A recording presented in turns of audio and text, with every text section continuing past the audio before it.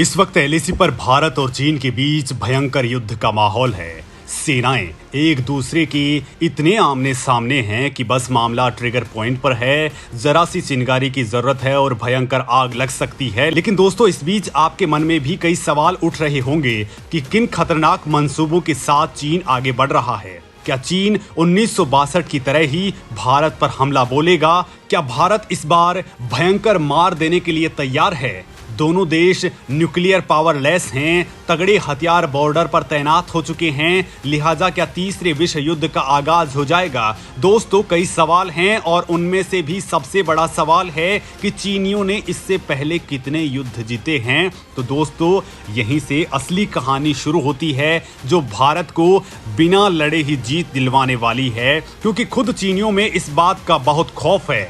और यही बात मैं आपको बताने वाला हूं कि चीन जीतने के लिए नहीं बल्कि युद्ध में हारने के लिए जाना जाता है, और वो भी छोटे छोटे देशों से। और दोस्तों, 1962 में भारत की हार चीनियों की वजह से नहीं बल्कि तात्कालीन सरकार के फैसलों की वजह से हुई थी। जो तमाम बातें मैं आपको इस वीडियो में बताने वाला हूं कि भारत की हार क्यों हुई थी, और चीन हर बार हार जाता है तो फिर क्यों लड़ने के लिए आ जाता है। जब हारना ही है युद्ध तो क्यों लड़ रहा है चीन?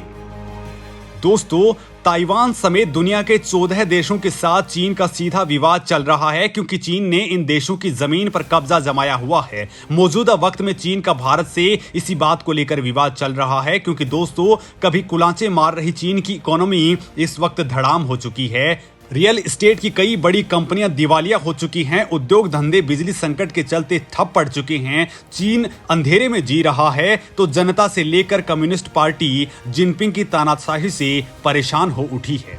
लिहाजा चीनी राष्ट्रपति शी जिनपिंग को लग रहा है कि पड़ोसी देशों के साथ तनातनी के सहारे न केवल अपनी जनता बल्कि दुनिया के कई देशों का ध्यान भटकाया जा सकता है।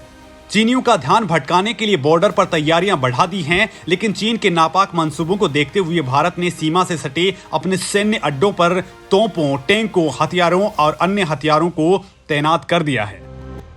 भारतीय सेना वहां पर लगातार अपनी ताकत और संख्या को बढ़ा रही है। चीन की चालबाजियां देखिए कि एक तरफ जहां वो शांति का राग आलाप रहा है, रोजाना सैन्य अधिकारियों के स्तर पर बातचीत करने को तैयार हो रहा है, तो वहीं दूसरी तरफ सीमा पर सैन्य ताकत बढ़ा रहा है और तोप, टैंक समेत अन्य युद्धक सामान भी तैनात कर चुका है। साफ लग रहा है कि चीन भारत को बातचीत में उलझाकर 1962 की तरह ही धोखा देने का षड्यंत्र रच रहा है।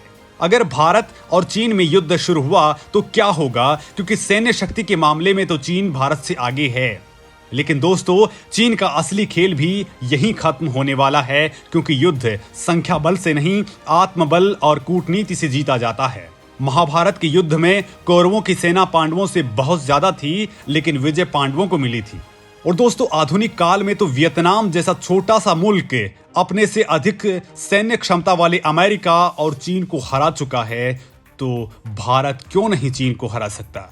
और दोस्तों, चीन ने तो पिछले 42 सालों में एक भी युद्ध नहीं जीता है, एक भी ढंग का सैन्य ऑपरेशन नहीं किया है, तो फिर भारत तो इस युद्ध में अमेरिका को भी तगड़ी मात दे सकता है, तो चीन किस खेत की मूली है?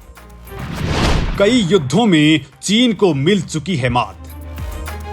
दोस्तों, शायद आप में से भी बहुत से लोगों को पता नहीं होगा कि युद्ध में हारने की चीन की पुरानी आदत रही है।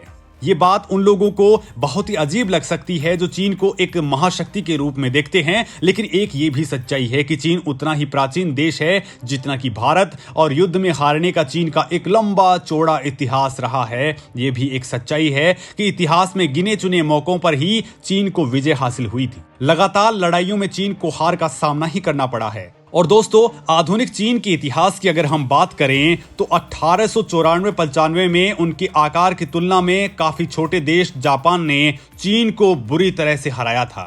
1949 की चीनी क्रांति के बाद वहां पर कम्युनिस्ट सरकार की स्थापना हुई जो आज तक चल रही है, लेकिन उनके दौर में भी चीन को कई बार हार का सामना करना पड़ा है।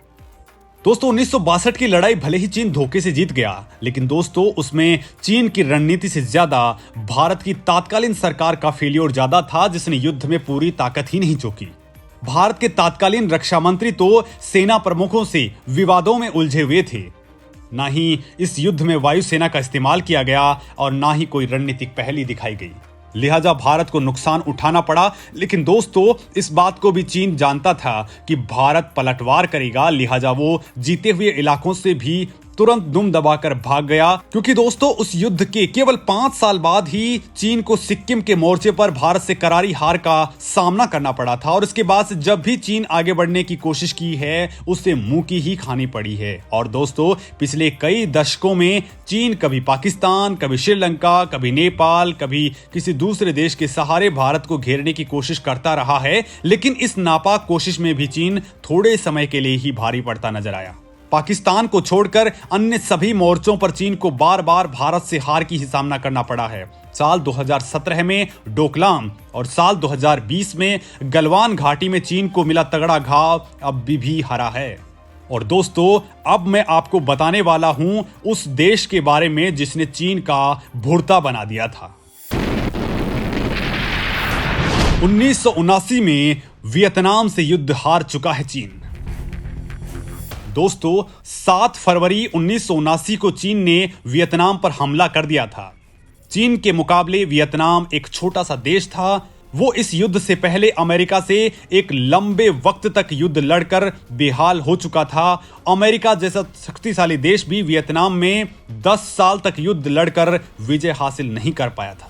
ये वियतनाम की नैतिक जीत थी। इस हौसले से वियतनाम को चीन से टक्कर लेने में बहुत मदद मिली। चीन ने पूरा जोर लगा दिया था, फिर भी वियतनाम को हरा नहीं पाया।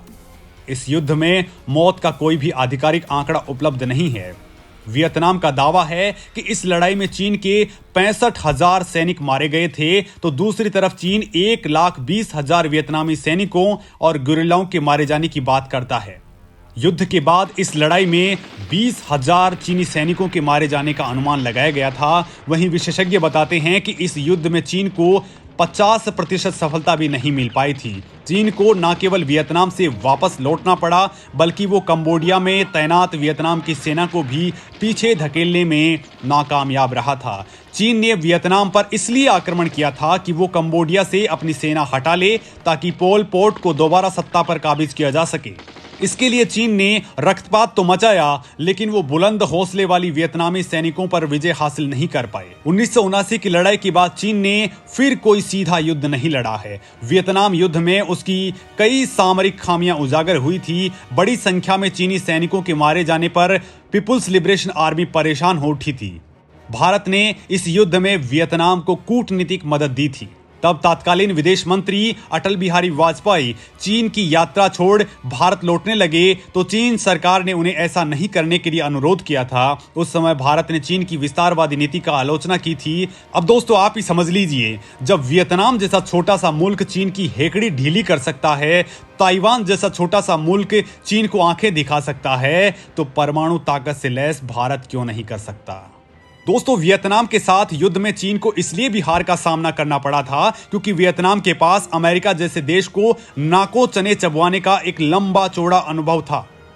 इस युद्ध के बीच चीन को यह भी डर हो गया था कि कहीं सोवियत संघ वियतनाम के समर्थन में उस पर हमला ना कर दे। इस डर से चीन ने युद्ध विराम की घोषणा कर दी। चीनी सैनिकों ने वियतनामी क्षेत्रों को खाली कर दिया, लेकिन वियतनाम ने अपने सैनिकों को कंबोडिया से बिल्कुल भी नहीं हटाया।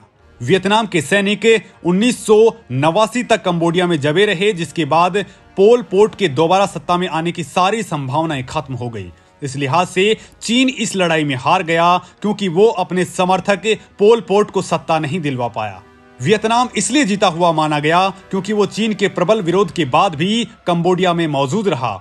आज चीन पैसे के दम पर वियतनाम को डराता रहता है, धमकाता रहता है, लेकिन चीन के इतना ताकतवर होने के बाद भी वियतनाम चीन को आंखें दिखाता ही रहता है। और दोस्तों, दक्षिण चीन सागर में उसका अक्सर चीन के साथ तनाव चलता ही रहता है। दोस्तों, बड़ी बात तो यह है कि 1979 में वियतनाम से हार के बाद चीन ने अब तक कोई लड़ाई नहीं लड़ी है, कोई भी बड़ा ऑपरेशन नहीं किया है, और यह बात चीन अच्छे तरीके से जानता है। इसलिए चीन ने भी माना है कि भारत के पास दुनिया की सबसे ताकतवर पर्वतीय युद्ध वाली गुरिल्ला फोर्स है, कमांडो फोर्स है, जो उसके दांत तोड़ सकती है। भारत लगातार कश्मीर में आतंकवादियों से लोहा लेता रहता है। वो पाकिस्तान के साथ में कई युद्ध लड़ चुका है।